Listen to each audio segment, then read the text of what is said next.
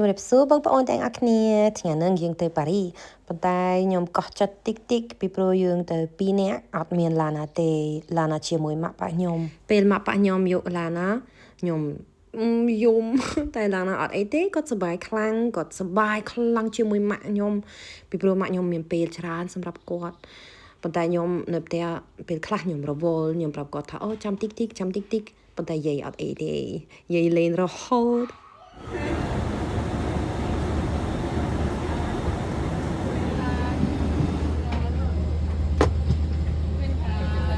ប៉ារីអត់ឆ្ងាយទេពីវីយេណាទៅប៉ារីជាមួយយន្តហោះយើងទៅ1ម៉ោង45នាទីមួយគត់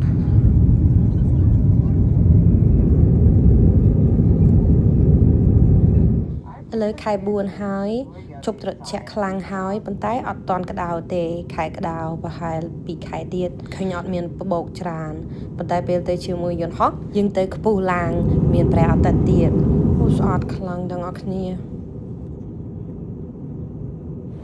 ឥឡូវដល់ប៉ារីហើយ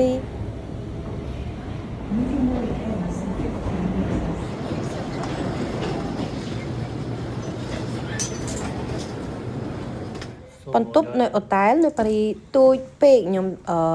booking Novotel ពីព្រោះខ្ញុំឃើញថាបន្ទប់មួយមាន25ការ៉េនេះ12 11នៅកន្លែងនេះដូចវាកន្លែងវាឥឡូវយើងជួបមិត្តហើយគេឲ្យយើងតាលេងជាមួយឡានឲ្យយើងឃើញទាំងអស់តែថ្ងៃហ្នឹងអត់មកច្រើនទេពីព្រោះយើងហត់តិចនិងតិចទៀតយើងទៅ have a dinner ទៀត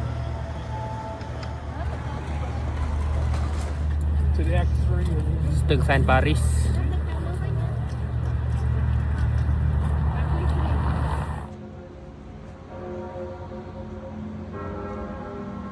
អ្នកណាស្គាល់អានឹងឈ្មោះ Notre Dame នឹងគេធ្វើឆ្នាំ1200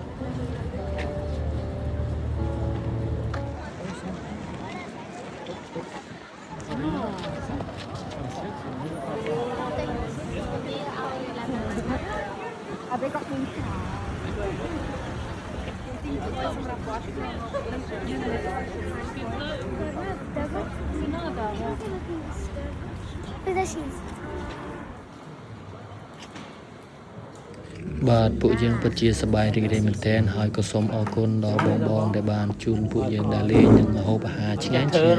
បាទសូមជូនពរសុខភាព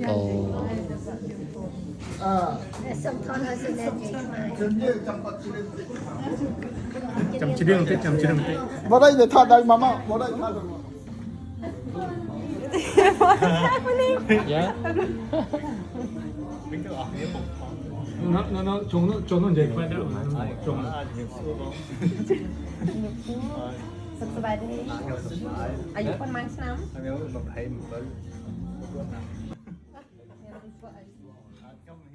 20